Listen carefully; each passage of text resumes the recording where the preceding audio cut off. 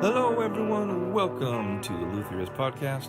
I'm Jason Rodgers, and you're listening to episode 171, In the Belly of the Whalehazard Shop. Yes, the Whalehazard Shop. I was in the lovely state of Minnesota last week, the land of 1,000 lakes, visiting family. That's where my wife's family's from. And I was able to sneak away one morning and go visit Andy Weber of Whalehazard Guitars in his home shop in South Minneapolis. You might remember that we first met Andy back in December of 2017, episode 148. And it was really cool to meet him in person, to see his work. He's got some really cool, really unique designs, some great guitars that he's getting ready for the Vancouver show coming up here in August. And really appreciate him taking the time to have me into his shop and break up his workflow for a couple hours, see him and get a quick interview. Over here at the Luthierist, we are still doing shows, though a little bit more sporadically. We do still appreciate your listenership, and of course we appreciate your patronage. So, without any more from me, let's hear this interview with Weber. Thank you.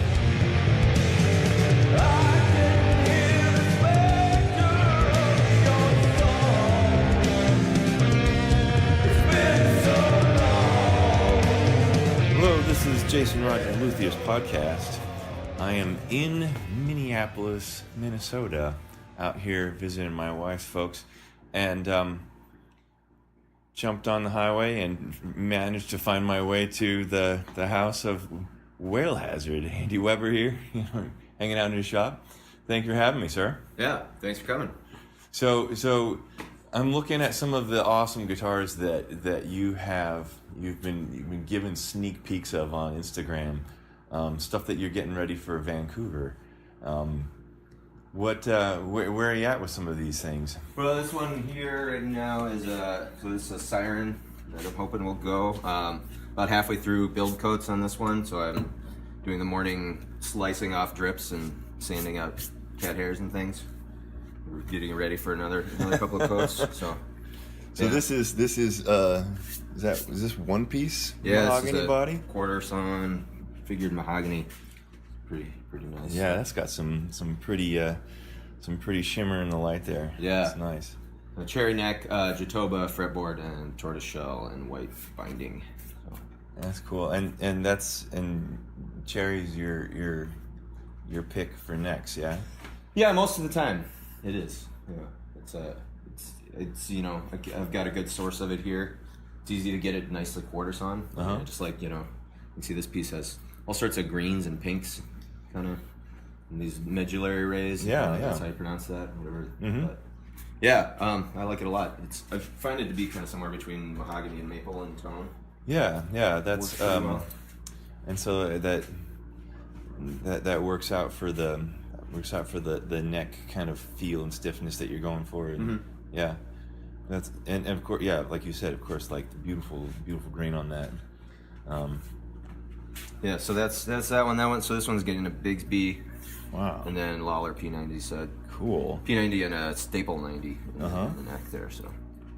And that's a nice deep tenon you got there, right halfway into the neck pocket. Yeah. Plenty of glue area on that. So. And this is kind of a different heel shape than on the Andromeda, just to kind of go with this contour. Yeah, it follows the contour. Still lets you get all the upper fret access. So.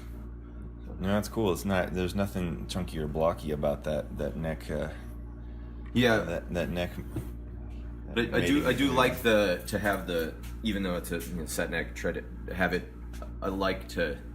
You can see on the other ones, that usually the neck I leave natural, even if I put color on it, just because I like the feel that the neck is a separate thing, even if it's set in there and finished the same. Just as it's I don't know. Feels like makes it feel more like a construction of parts, which I is something I like about guitars. Yeah, it's not all carved out of one piece or. Yeah, and so this is still the bright tone you've been using, yeah. Yeah. And you don't spray in here. No, I spray in the basement. So okay. I've got a pretty half-ass setup. Pretty awesome half-ass set. Needs some work. It's way better than the old place, but if I had running water out here, I would be tempted to build build a booth in a corner. Yeah, with the water-based stuff, you have to clean the gun pretty regularly, so it's good to have that nearby. Yeah, and then this is my built for the local woods challenge, and this is the one I asked you for some feedback. Yeah, you sent me some pictures on this one. Sample. Yeah, it's so super cool. So this one I'm kind of in the process of wet sanding currently, so getting ready to buff that out. But that looks great. So this is butternut. Feel how light this is. What? That is, and that's also. Is this one? Is it? No, that's a book match. Yeah. But this is it. That's butternut. It looks like mahogany. Yeah, so it's closely related to walnut. So the grain pattern is kind of similar to that, but it's yeah. So this has kind of I did a dark filler on this, and then it's got kind of that butterscotch spread over it. But yeah, cherry neck also, and then wild plum for the fretboard, which you can't see. But so this one I was struggling with trying to figure out what to do because the raw butternut color with the cherry and the plum is very similar in tone to the cherry. It's just way heavier and denser. So I wanted to visually make it pop a little bit. It's kind of why I did this sort of burst to it. But no, that worked out really well. I mean, so what it looks like is it is a burst. It is a tobacco-ish burst, but it all starts from the upper bout. Yeah, it's kind of a half fades. Fade, half burst, sort of. Yeah, I don't know what you call it. Looks like it got a little bit toasted on re-entry and on the leading edge. Yeah, I've used this kind of color before. It's actually it'll be once it's buffed, it'll actually be redder than that. Yep. More like that. So yeah, it's kind of like a burnt sugar sort of color, I like to call that, but that's I think it worked pretty well for this. And I'll be using butternut again because I like the tone of this. It's really fuzzy and hard to work with, though. It's kind of hard to finish. It's hard to sand. Yeah. But yeah, I like how light it is. Yeah, that's resonates really well. It seems like, I mean, that's lighter than like a light alder. Yeah, it's very light. It's I mean, I had one guitar that was a super spalted maple, and it was just like punky as hell. Oh yeah. And then it was that light. You're right. Yeah. That's yeah. really No, cool. it's nice. So So this not one's chambered at all. this one's Fender scale length on this one. Just started doing that as an option, and the new headstock design too. And then this one's getting mini Firebird pickups and a Mastery bridge. So. Cool. So local woods pickups wound by local guys. Yeah. And then Mastery bridge is from Minneapolis as well. So. Oh, I didn't realize that. Yeah. That's cool. Well, might as well, right? Right. I've not used one on one of my builds before. I've installed them on other people's guitars, but. So yeah, that'll be. So hopefully I get those two done in the next couple of weeks. I'm hoping to ship everything out of here kind of in the middle of July if I can get it done, but. This one's buffed, so this one will go. This is kind of the flagship showpiece. Yeah, one. this is the pièce de résistance. So this one I've not showed off all of the details of yet. No, but this is on Instagram. You've shown some of the. I don't know, how do you describe this? It's not really like Art Deco. But it has that kind of feel of those thick geometric bands. A little of that. I kind of. Inspired a little like kind of 70s sci-fi sort of. I think it's always an aesthetic that I enjoy. Kind of design sense, but yeah. So this is swamp ash chambered with a Claro walnut top. Yeah. Rich light, walnut neck, rich light fingerboard. Oh, okay. I've not used rich light before either, so that's something that I need to find a good source of that. Because I've got a few things that I want to try it on. I've got a guitar and a bass and another bass that I want to try it on. Yeah, it's seems to work well. It frets well. It finishes nice. It inlays really cleanly. It's just so nice and black. Yeah. So I actually just got an order for one with a blue rich light fretboard because they make like a dark blue. Oh yeah. So that's how are you gonna like? I mean, are you gonna do other kind of cool, crazy inlays and stuff on that one, or is it? Yeah, that's kind of So with the custom builds, it usually ends up being the kind of design goes along the process. Usually give somebody a price for like this to say we'll do like this kind of this size and scope of inlay in these sections, whatever, and then I'll kind of work with them on the design as we go through. So yeah, I haven't quite figured that out yet. Yeah, that's for the next batch to start in the fall after Vancouver show. But do you know? Are you going to be doing a lot of other like natural wood colors, or is that going to be? You think you're going to be painted on that one? Well, so that one. So he wants it's going to be a black limba body. So it's just solid body, and then. He wants kind of like a green-blue burst on the body, actually, too. So I think I'll have to figure out how that's going to work. And he wants some inlay on the Andromeda usually has that kind of the bevels on the front, so it'll have some inlay on the bevel on that. So yeah, I'll have to do some mock-ups and some color tests and see how that all works out. But, yeah. So usually I either do match the headstock with either the body or. Traditionally, I've done it all with the fretboard, acoustic, especially classical builders do that a lot, and that's an aesthetic I really like. Yeah. Rosewood has been my go-to in the past, and so I usually like to do rosewood headplate and fretboard, or like on this one it's Jatoba. So it's more. It's new for me to match the headstock with the body, but looks good. Either of them works. Yeah. Yeah, I'm happy with how this blue turned out on the back of this. So and that's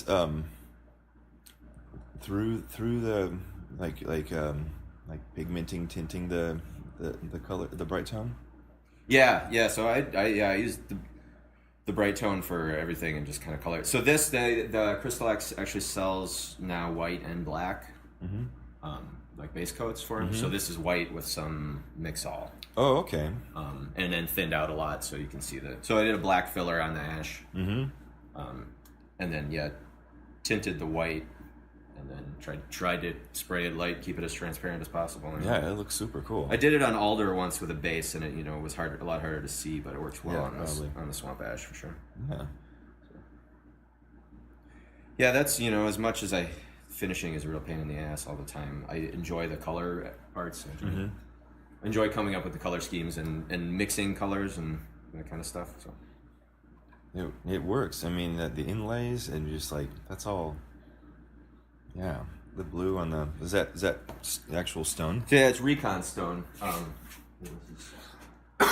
So it's pieces of real stone, and then there's like some resins and color in there. Oh, sure. So that's Recon Larimar, they call it.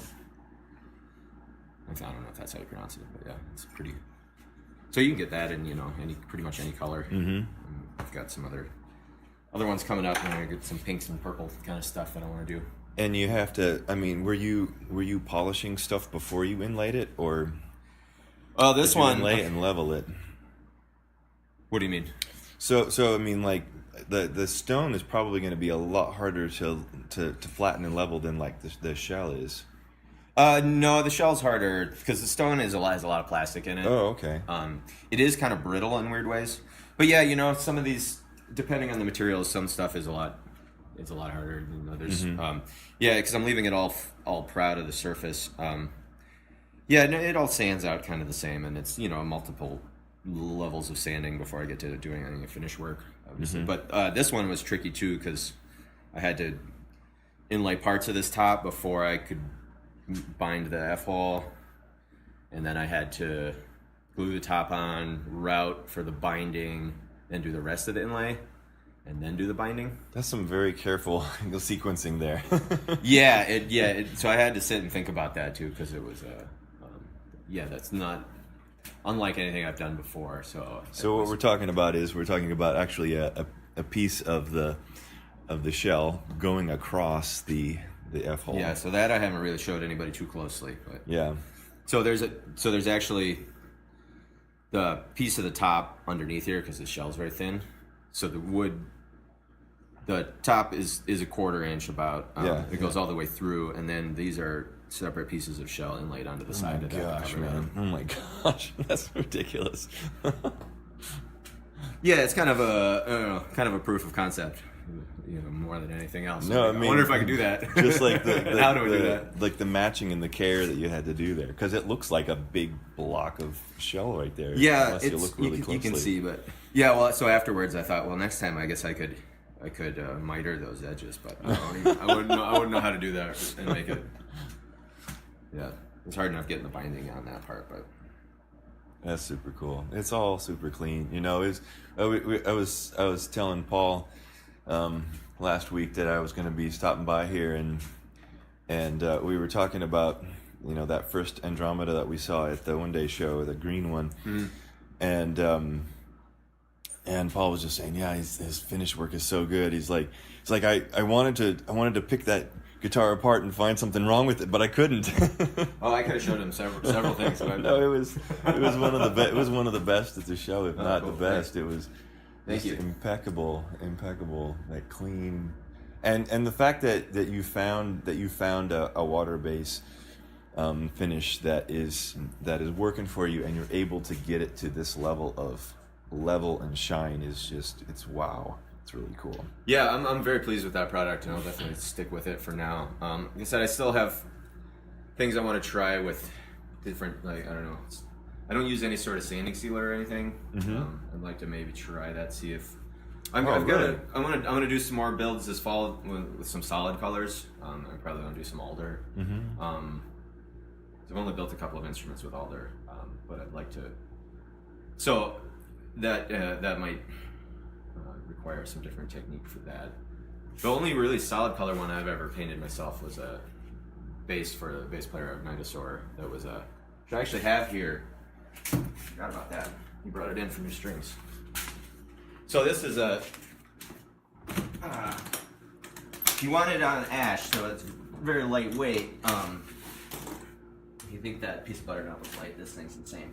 But so it's midnight blue metal flake, and with the ash you can really see the grain. You know, this is maybe a year and a half old, so it's shrunk a lot. And it, you know, that might just be what happens with this finish on an ash body. Yeah. So I would like to try and do some solid color stuff with alder that might hold up a little better too.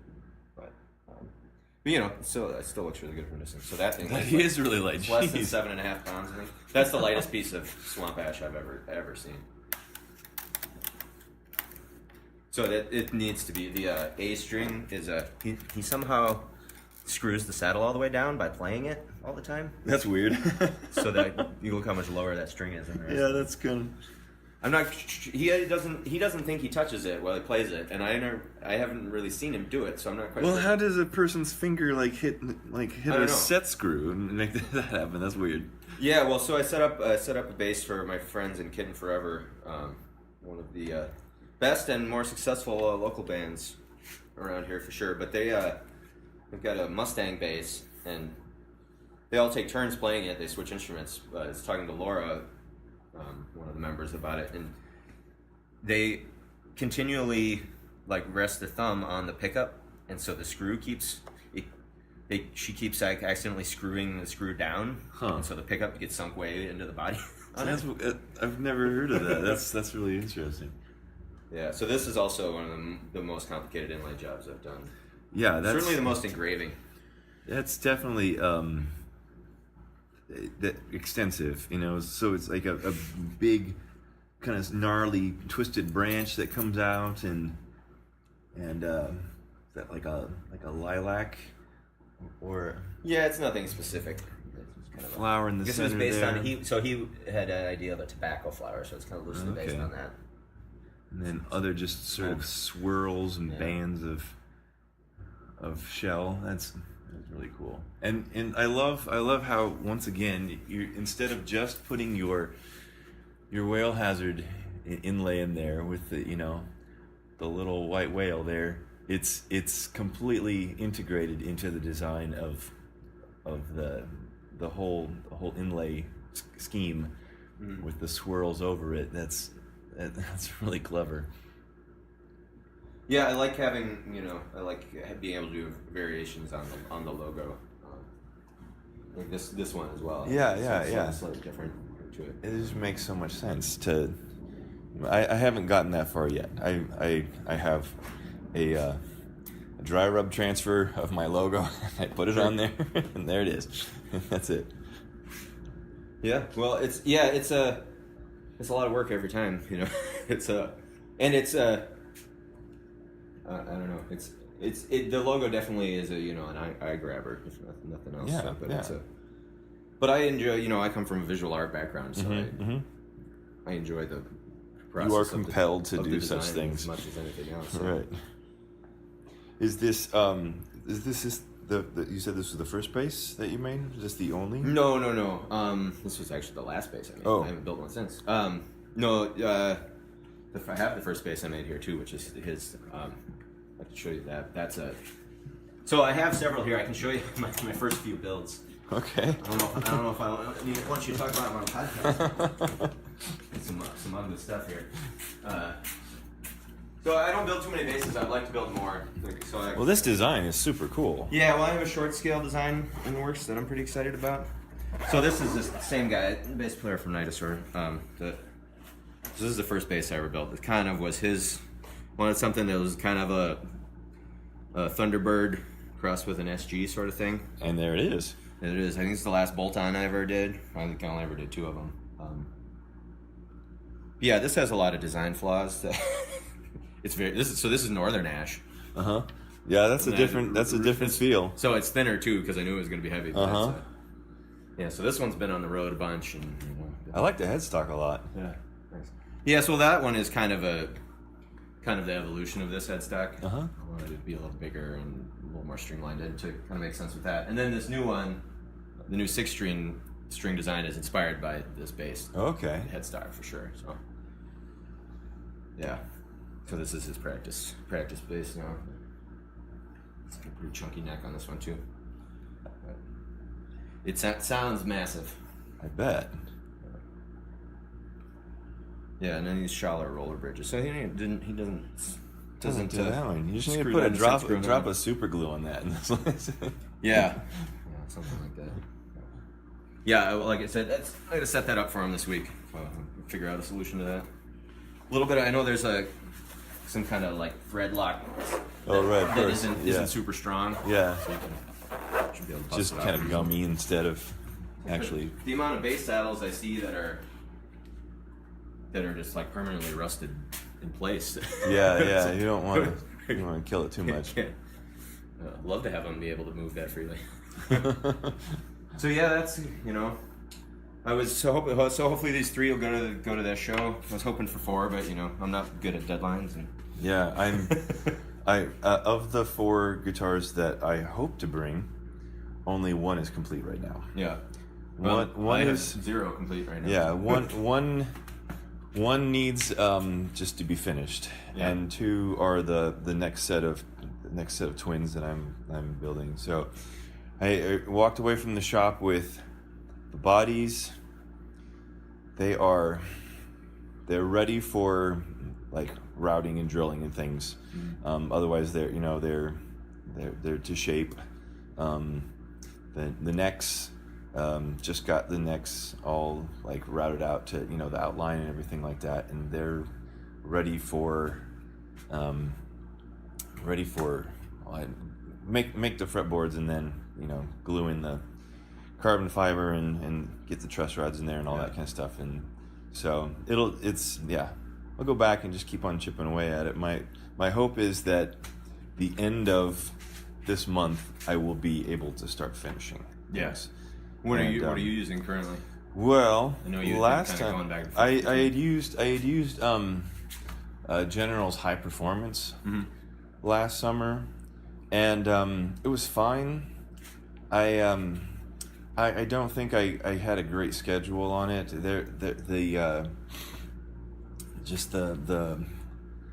And maybe it just is my inexperience with it. The buffing didn't go as well as I had hoped. I got things buffed out, and then I'm like, this is no. And then you have to go back a little. What were you seeing? Oh, just like it wasn't getting through. The wet sanding wasn't getting through. Oh, really? Getting all of the scratches out. Huh. And just like you get through a couple of grits, and then. What I would do is I would go through all of my grits, and then I would just buff an area and just find out like now that is this good? Is this good? And then I'd go damn it, no. I have to go back and do some more, and I still wasn't as happy with it as it could have been. So this time I might try doing the Endurovar instead. Sure. And I just hear that the way that self levels and the all of the guitar based recommendations out there in terms of finishing schedules and stuff are kind of more based around the Endurovar. Mm-hmm. I've heard things about the high performance being able to work with that same schedule, but the Endurovar is kind of, I think, where people have done most of their experiments with it. With this bright tone, there's not a lot of info out there, so I'm still feels like it's, and I don't build very many guitars a year, so I'm still figuring it out as I go, and it's nice having, usually I'm doing one at a time, so having 3, and then I had just finished up commission prior to this one too, so having 4 of them through the spray booth in the last couple of months is, like I'm definitely able to kind of figure that out a little better. The more iterations, the better. Buffing still, I don't feel like I know what I'm doing. It feels like it's terrifying. The results are good though. Thanks. So, but you're saying you're not using you said you're not using a sanding sealer. Is that same thing as saying you're not using a filler? I am using a filler. So I guess kind of what I'm doing now is almost like a sealer sort of glaze thing, but it's basically. Somewhere around here somewhere. It's basically a combination of this aqua coat and shellac. So for this one, just because it's natural, so I did use a dyed filler, kind of it's like a red and walnut trans tint, just to dye it. Smear that on as much as possible. Get that in there as much as possible. A couple coats of shellac. And then sand it all back, and then go in with the clear filler. So this is just like a gel. It's water based. It dries like really, really fast. So if you're doing a thin coat, it'll dry before you're done wiping it on. Pretty much. And just kind of that, and more layers of shellac on top. And then it's so fast to do that. It requires a lot of sanding and lots of steps that you can just keep going at it and it's pretty easy to see. And finally at the end. It's kind of start with 320, and then by the end I'm doing 400 to 600 to just kind of get the last few areas. I can see where there's open pores, and there's still maybe not too bad on this. There's a few on the headstock that I'll have to do a little bit of drop fill before I spray the last couple of coats, but really not much. So that too is a kind of, I started using this last year. I'd been using Timbermate. I love the way Timbermate gets into the grain, like you can kind of get really bold color out of it. I hate the way it smells, and it's hard to sand, and it doesn't do a very good job filling, I found. So I tried Z-Epoxy, and I didn't have very good results with that. That's actually what I used for that base. So I think I've had better results, with I get less shrinkage over time with this method that I'm using currently. The aqua coat, I'm trying to remember where I've seen, I don't know if it was talking with you on the last time I had you on the show. Yeah, I think I probably said that. They sell it at LMI. There's somebody who's a pretty well-known luthier who did some videos there. And he like an acoustic builder, I think. He seems to get good results with it. Yeah, it's again just kind of trial and error, but this seems to work pretty well. And I find that kind of the combination of the aqua coat with the shellac, it gets really hard pretty quickly, and I like that. The shellac can be such a great kind of universal undercoat, and it does. I did a little bit of experimenting in the spring with the high performance, and I just had some test panels of walnut, and I did some with shellac and some without, because they actually recommend that you go straight to wood. General does not recommend that you put anything under their finishes, and I think it's mainly because they can't guarantee it, right? And they want to be able to guarantee their product. But I found, this was some really kind of cool looking walnut with with areas of some ripple and some areas of green and purple and orange, all the cool colors that you get from really nice air dried walnut, and the shellac just brought that out. Just there was so much more depth, right? So much more kind of contrast of color. It was great. The stuff that was just straight high performance was just kind of blah. Yeah, well, and this stuff, the aqua coat dries really clear as well, Mm-hmm. which I really like. It's it's colorless, and so that I find that helps kind of bring out the grain too. And like that combination of filler kind of is really helped down that butternut one. Really helped harden that up. Yeah. So that was really easy to spray once I got to that point.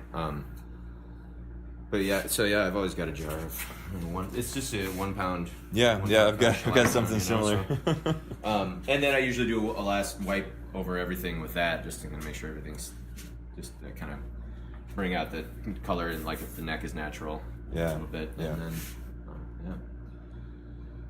it's I don't know, it works all right. It takes me forever to finish these, but I think that's okay. I mean, unless and until you decide to outsource this, process, I think it's just that's what you do. You just take your time. I would love to have enough orders that required me to do that. Yeah, that's kind of the threshold. That I can charge enough money to require that. But I've used a lot of different grain fillers, and I'm pretty happy with this for now.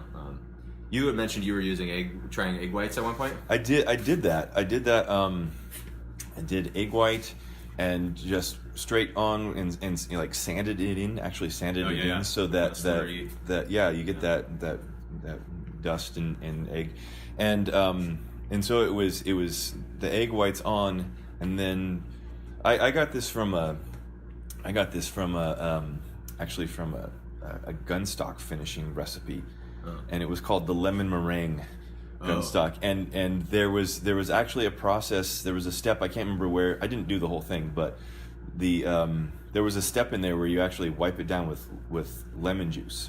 What's that supposed to do? I can't remember. It was something about the acidity that was supposed to do something. Reaction. Something. And I can't remember if it was straight to the wood or if it was later on. But part of the recipe is that you put the egg whites on. You can sand it in, to mush it into the pores and stuff like that. But then the thing that you do before you sand it off is you rub the whole thing down with alcohol, and that does another sort of chemical reaction where it hardens the egg whites even more. And so I did that, and holy shit, that was really hard to sand off. Yeah. So I did.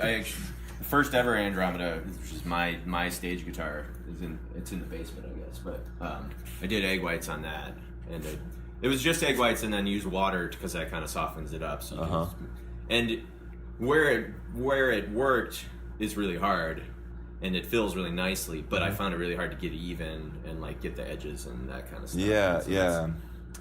And that seemed like a real pain. So I don't. If I try it again, I'm going to try it on scrap. Rather than right on a top, because it was this completed guitar that needs the finish that I did this on, and it was just on the top. I mean, the back is alder, and sure, but the top is walnut, and where it worked, it did get some of the dark wood dust into just made it look like it was done with a dark wood filler. It looks okay. I ended up having to sand it so aggressively that I think it ended up like pulling and knocking some of it out. I think that was the trouble I had with it also. Which the same with like using epoxy as a filler. It's like it's so hard to sand that it's hard to keep it even over the surface. Yeah. Which is why this stuff sands super easily, and I really like. And you can just wipe it on, a little bit at a time too, and it dries quickly, so that you can wipe it on and then sand it back in that little area. I'm gonna give that a try. Yeah, I think see where I can source that locally. Yeah, I think maybe Woodcraft carries it. I might be wrong about that. I'm not sure. So you said the wild plum. You'd sent me pictures of that stuff. I wanted to take a look at that. I can give you a chunk if you want. So it's like similar in color to cherry, but it's very dense and hard. So yeah, I got this one kind of chunk of a tree from this old dude with a sawmill. I had to drive an hour to get it. It was something that I'd been looking for. It was, but yeah, I think I got 4 fretboard blanks out of this whole huge trunk. Yeah. It's not a lot of yield out of it because it's so weird and knotty and twisty. This is my really unorganized wood pile. So yeah. So the board I used on that build has kind of this sort of coloration to it. That matches your necks so well. Yeah, I wish it was a little darker. I'm not a huge fan of a lighter colored fretboard. But I wanted to use some, so there's lots of maple around here. I could have done maple fretboard easily. But I wanted to try something different. And, That's cool. I will have to put I'm gonna just put some Levos oil on that. Yeah. But I've been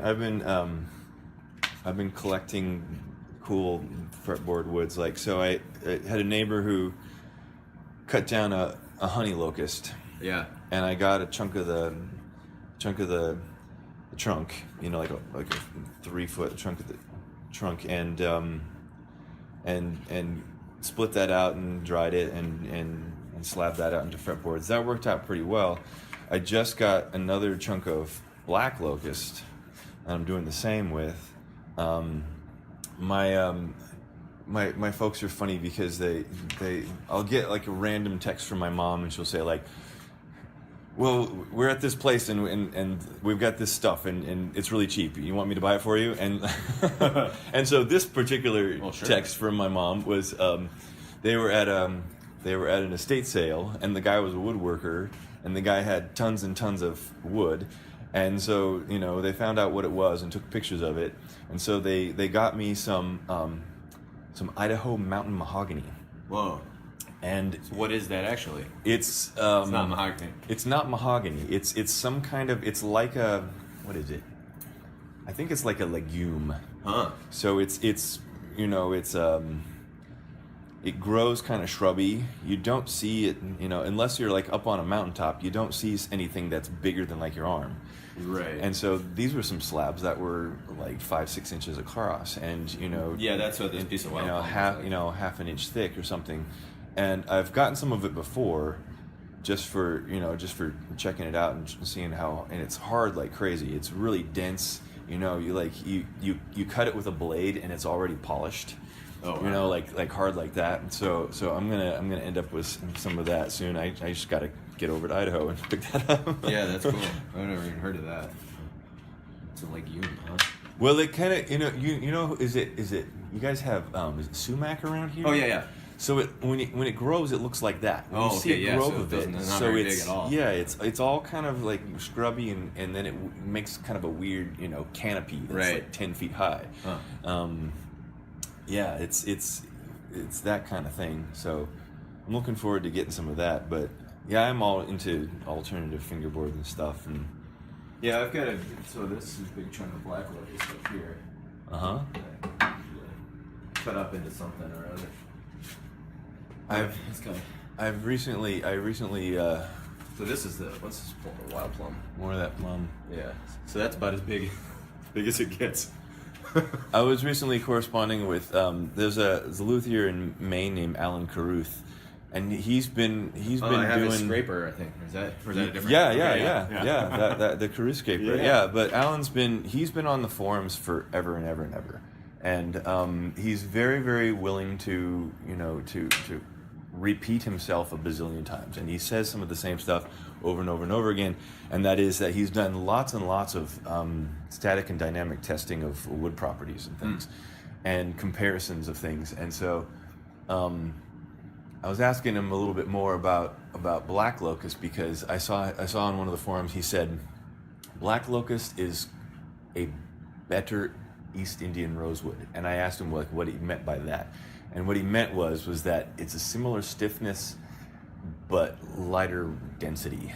then, and so he said he has students as well in his shop, and he said they've built some Black Locust guitars and that they sound good. Yeah. And so that's something that's something I'm happy to experiment with. And if it's harder than maple, and if there's been plenty of good necks and fretboards that have been made out of maple, just like go for it, try it. Yeah. So I decided to not use it because I thought about using that for the fretboard for this local build too, but the kind of open grain structure of it kind of made me shy away from that. Yeah. Have you had? It is. I do on fretboards I do shellac and tung oil. Right. And so it does have a little bit more of an open grain structure, but I don't know. I think it looks cool. It holds, like other things. Checking off the list, holds the frets well. Right. It's. So this is red mulberry, which is something else I was looking into. And this is really open grain, and it's not nearly as hard as I expected it would be. And I did a couple of tests trying to put some frets in that, and it didn't work as well as I would have liked. So I just decided to shy away from that. But I got a big chunk of mulberry. Yeah, that's another local thing that you're just kind of seeing all the woods that grow here, and checking the Jenga hardness. yeah, for sure. Checking Yeah. So. But yeah, the plum seems to work nicely. I'd like to find more of it. He said it's hard. My dad was like, "Well, you cut down any trees on our farm? You remember any that are big enough?" And I was like, "Well, I'm gonna need it sooner than that." So next time I'm down there, I might go. Yeah. Because there was lots of them growing up along our driveway. Yeah. So what are your I don't know, expectations is the right word, but like I don't know if you listened to some of our last episodes talking with Gage Highland, with Joe Parker, talking about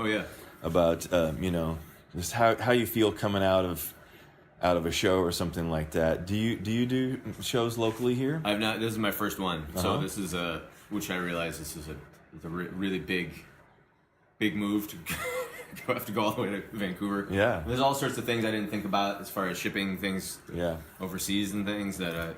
So I've got my permit from the Fish and Wildlife Service to ship animal products. So we're probably how many guitars get shipped every day that nobody even looks at or thinks about. Yeah, but I was like, I can't afford to get there and not have my guitars be there. Right. So I was make sure I'm doing that as much above board as possible. I'm not taking any rosewood for that reason. Right. Of course.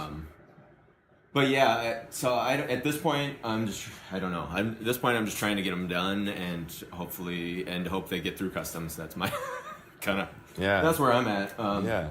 If I get there and my guitars are there, then then my biggest expectations will be met. Will be met for sure. Yeah. I would love to get probably if I got one good order that would cover my costs, so that would be great. Yeah. I'm kind of at the point where I've been doing this full time now for a year and a half, and I would really like to try and find some dealers, get some orders. That would be. Because I'm feeling good about the product, and I've had enough really good feedback from people who know what they're talking about that I feel confident in these, and I play one all the time. I know, so and now getting to the point where I feel good about my finished work, and obviously I'm hypercritical of it, but it still is. So this show too is there's gonna be a lot of really high end builders. There are really high end acoustic guitars and things. And so I've never even been to a guitar show. Is the other thing. So I don't have any idea what to expect. Yeah, you got it. It was we almost vacationed to Berlin right when Holy Grail show was happening this year. We were gonna go visit some of Amy's family, and it didn't work out, and it would have just happened to correspond with that. Which I was looking forward to because it'd been nice to be like, okay, know what I'm looking at. So. Right. But the Vancouver show scene, it's everybody's got one table or less, and everybody's got a black tablecloth and a curtain, and so that I feel much more comfortable in that sort of environment than going to NAMM or something. Yeah.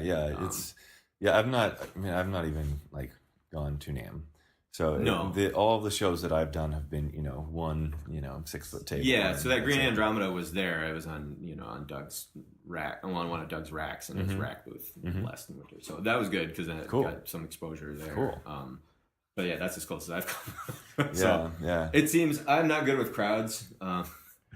What I found is that you've got to have some like elevator speeches for everything. Yeah. And just have all of your specs and be able to fire those off and just like what I do is I wait till people stop and actually pause for longer than a few seconds, and then you harass everyone. And then you say, how's it going? You have any questions? Yeah. And then for me, it's usually like, what's going on with the frets here? Right. But still having the elevator speeches. I've actually had, and not surprisingly, I've had some friends tell me like, you need to talk less. Because I think you had this person held hostage for a little while. Yeah. I'm not too worried about that. And I feel good about these builds that I'm taking that they'll draw the eye in for sure. Right.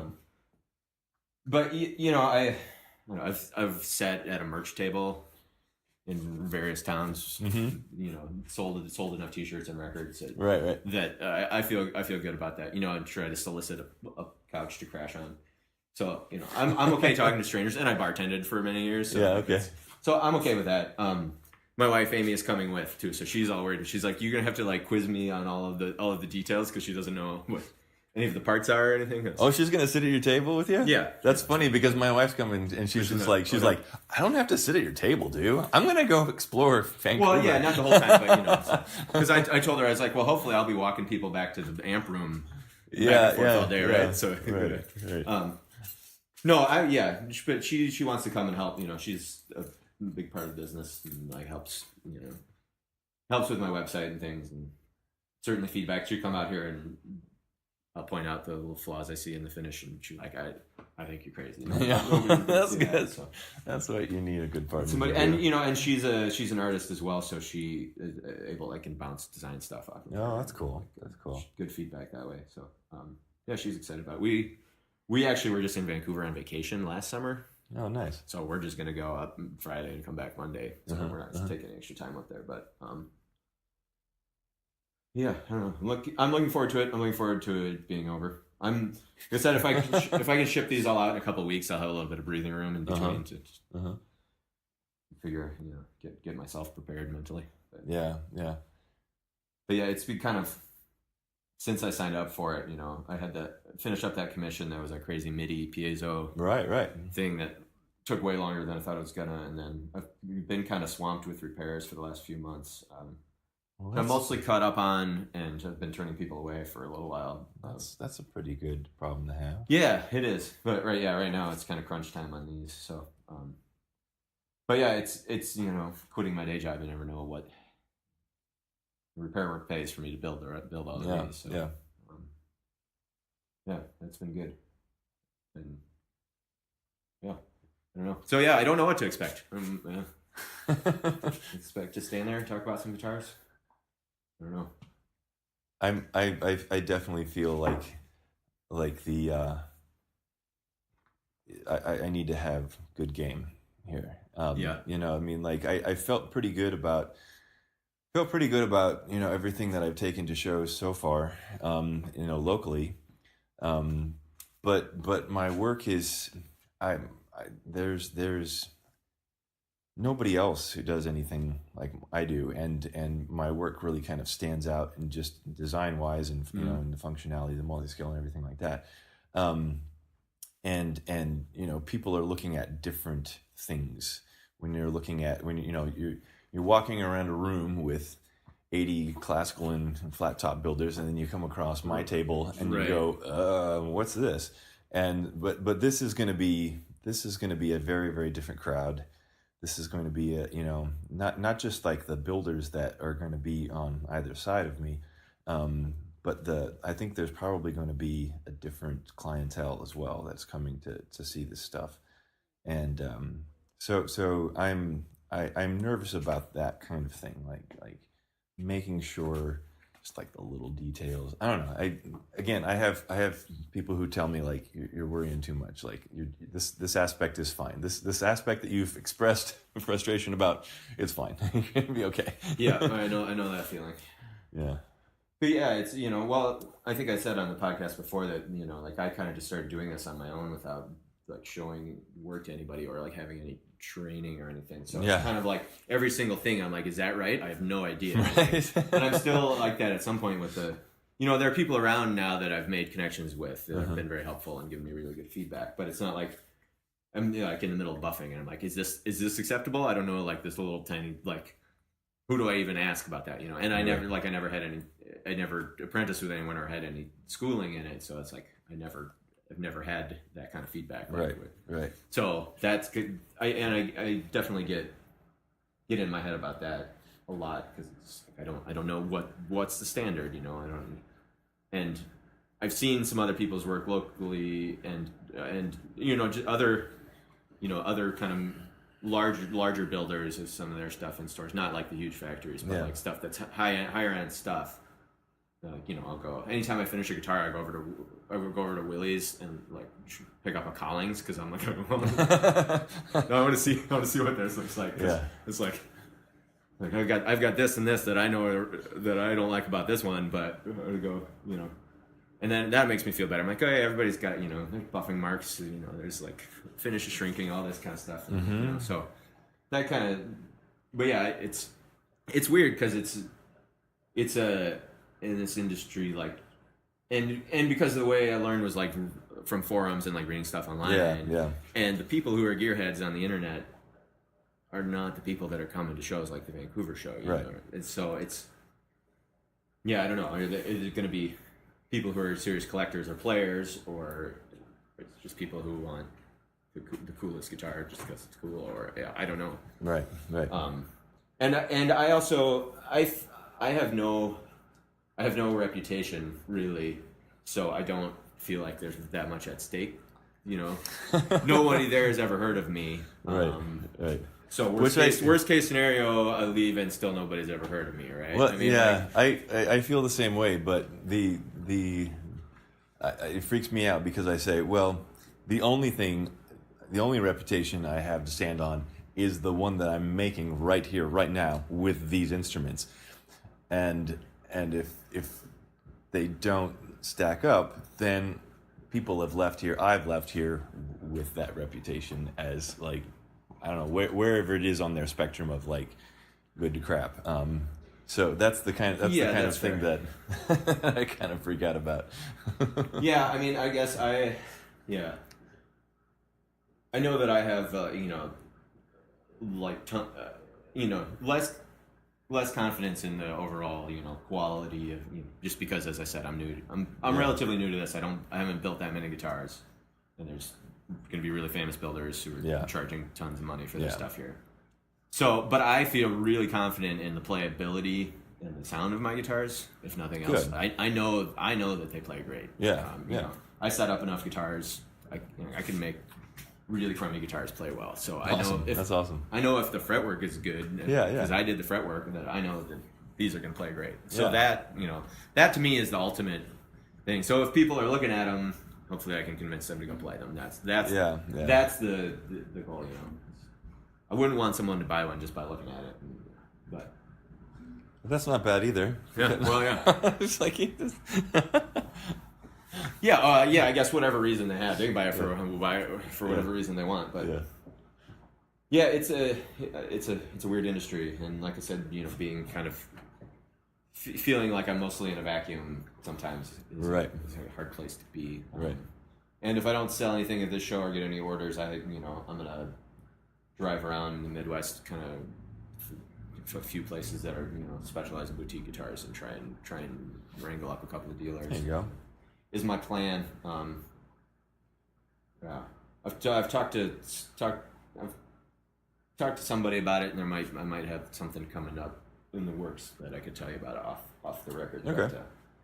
But, I don't know. I've had I've gotten a couple of new commissions in the last few months that I think based, and they're local people, but based primarily off of Instagram. That's how they found me and stuff. So that's really good. That MIDI guitar I just finished, that's for a local guy who's playing out a lot in a band that I think is really cool, and so that'll be good exposure too. Nice. Yeah. Yeah, I don't know. I'm still figuring out how to grow this and figuring out what I'm capable of doing, if I'm doing this full time. Yeah, that's really tricky. How to speed the process up so I can do it faster.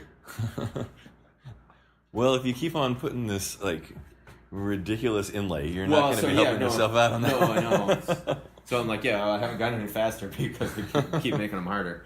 But it's that, and this one has been an idea. Talking about this walnut one here. That one has been in the works for a long time, because I kind of had that idea, and the color scheme was one of the first things that came to me. So I wanted to do that for a long time, and I've got so many other things on the back burner that hopefully you always have the next idea. Acoustic top and back there. Oh, very much on the back burner. That's hopefully something I'll get some work on in this fall. Just because I want to do that. I want to build. So I want to build an arch top, a real arch top. Mm-hmm. Based on one of these models, or completely its own thing. Completely its own thing, but it's going to be in the same in my sort of aesthetic. So everything, all three of these models have their kind of similar lines to them. This is more traditional, obviously, but so something more like this is more like a single cut kind of thing, but bigger, like a wider base to it. More stuff going on at the top. I haven't quite figured out how that's going to work yet. Asymmetrical for sure. So I want to build this flat top acoustic first, so that I get my bending and things all figured out first. Right. Some kind of the ultimate thing that I want to do someday, just for myself, is build an F-style mandolin. Oh, cool. I'm terrible at mandolin. Yeah. I have a Epiphone Mando bird.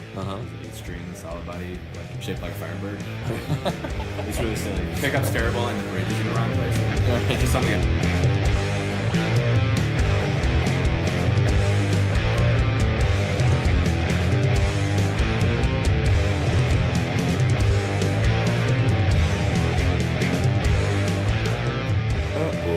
Sorry, folks.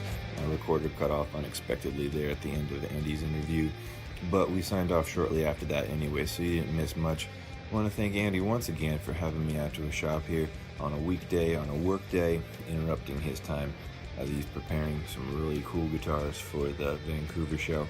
But it was nice to see his shop, nice to see his space, nice to see his workflow, and it was really cool getting to know him a little bit more in person. So, thanks again, Andy Weber of Whalehazard, and happy birthday to Andy on Thursday, July 5th, and thanks very much for listening. Bye!